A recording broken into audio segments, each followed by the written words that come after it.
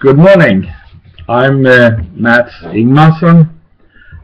I'm one of the founding members of Rotary Global History Fellowship, and I'm speaking to you from New York.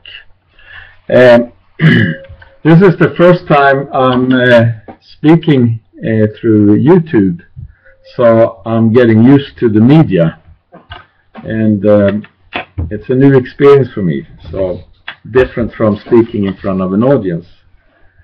So, I took on this engagement because I thought it would be a very interesting challenge. It's a little odd to see myself in a picture at the same time as I'm speaking, so I kind of have to get used to it. The subject today that I was asked to speak about is Rotary and the United Nations, and Rotary and UN Day.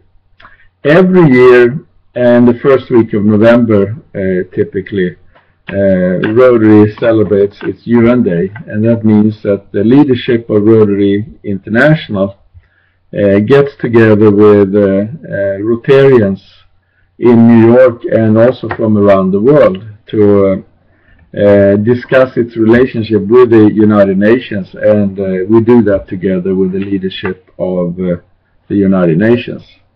I probably should be looking up into the camera rather than looking at myself on the picture, because as you can see that I'm looking down here. So anyway, that's how Rotary UN Day came about. Now, the relationship with the United Nations goes back quite a while. In fact, you may not know, but Rotary was one of the founders of the United Nations. And it started basically with in 1943 when Rotary sponsored a conference, and I'm reading here from my manuscript, a conference in London in November 1943 with ministers and observers from 21 governments. That group later began laying plans for what became UNESCO. And Rotary was also involved in 1945 when they had a charter meeting, and there were 49 Rotarians at that meeting that represented their own governments. And also 12 prominent Rotarians were asked by the US government to form a committee and basically effect the charter of the United Nations. And the Secretary of State at the time, Edward Stettinius Jr., in 1945 wrote, and I'm reading here. Here is my manuscript, by the way. The invitation to Rotary International to participate in the United Nations Conference is as consultants to the United States delegation was not merely a gesture of goodwill and respect towards a great organization. It was a simple recognition of the practical part Rotary's members have played and will continue to play in the development of understanding among nations. The representatives of Rotary were needed at San Francisco, and as you well know, they made a considerable contribution to the charter itself, and particularly to the framing of the provision of the Economic and Social Council. Rotary's founder Paul Harris actually was thinking about the United Nations after the League of Nations had collapsed, which then resulted in the Second World War. When I was chairman of Rotary Global History Fellowship, which was from 2004 till 2006, that was during Rotary Centennial, and that was which took place in 2005. And during the Rotary convention in Chicago, we had a booth there, and a retired professor, Rudina Leach, came in the booth and told me that she knew Paul Harris when she was a 12-year-old girl. She grew up in northern Michigan, and Paul and Jean used to rent a summer cottage there in the summer when it got too hot to stay in Chicago. and she told me that her father and had invited Paul and Jean to have dinner with them. They usually did, and Paul Harris tried to convince her father to join Rotary, but he was never successful. But Rubina told me, little did he know that he convinced me. So when Rotary finally accepted women and her local Rotary club, then she joined, and which was in 1990. So I asked her if she ever spoke to Paul Harris privately, and she said yes, she did. She asked Paul what he thought about the World War. This was in 1942, and he said that it's terrible, and I hope it will end soon, so we can bring Rotary back into Germany, Italy, and Japan. And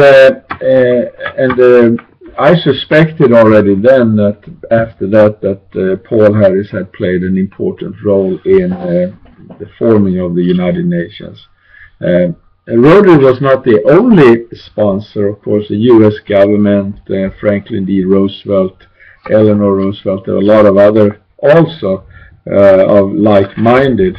But it's very interesting that we have discovered a radio interview with Paul Harris in 1946, which was about 1 year before he died. And he said there, there is a decided parallel between Rotary and the United Nations organization. It is my hope that in their deliberations, the United Nations will follow Rotary's cue and approach each other with kindly considerations instead of with fear, distrust, and hatred. It is true that the way to war is a well-paved highway and that the way to peace is still a wilderness. But have the United Nations undertaken the impossible? I maintain they have not. My 41 years of promoting understanding and goodwill in the ranks of Rotary gave me the courage to insist that the plan of the United Nations is not an idle dream.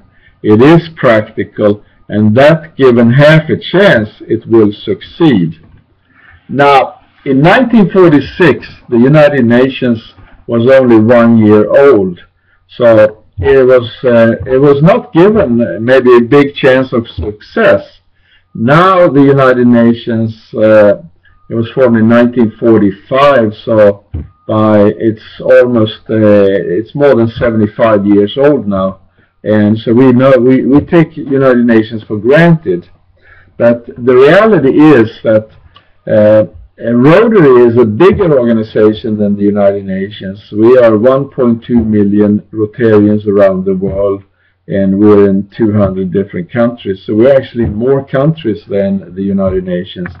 The United Nations may be, I don't know if there's 75,000 people worldwide, but I know that the former Secretary General of the United Nations, Kofi Annan, told Rotary's alternate representative that Rotary is a much bigger organization than the United Nations.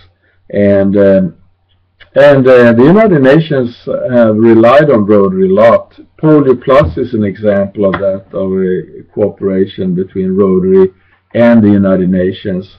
There have also been peace negotiations between Rotarians in different countries, very quietly but very effective. For example, between India and Pakistan, or between Chile and Argentina, or between Northern Cyprus and Greek Cyprus. And now that we have a Rotary Club in Jerusalem with 50% Palestinians and 50% Israelis, and we have a Rotary Club in Ramallah that was sponsored by a Rotary Club in Jordan and one in Israel, I would imagine that Rotary is playing an important role in maintaining some kind of peace in the Middle East, or in between the Palestinians and the Israelis. because Rotarians have always been committed to peace. And of course the theme this year, Peace Through Service, I think is a very good theme for Rotary, and it illustrates what Rotary has always stand for. Paul Harris always talked about that Rotary stood for tolerance and understanding, and of course we did not bar anybody from joining Rotary because of race, religion, and nationality. Rotary has always been open and to promote understanding.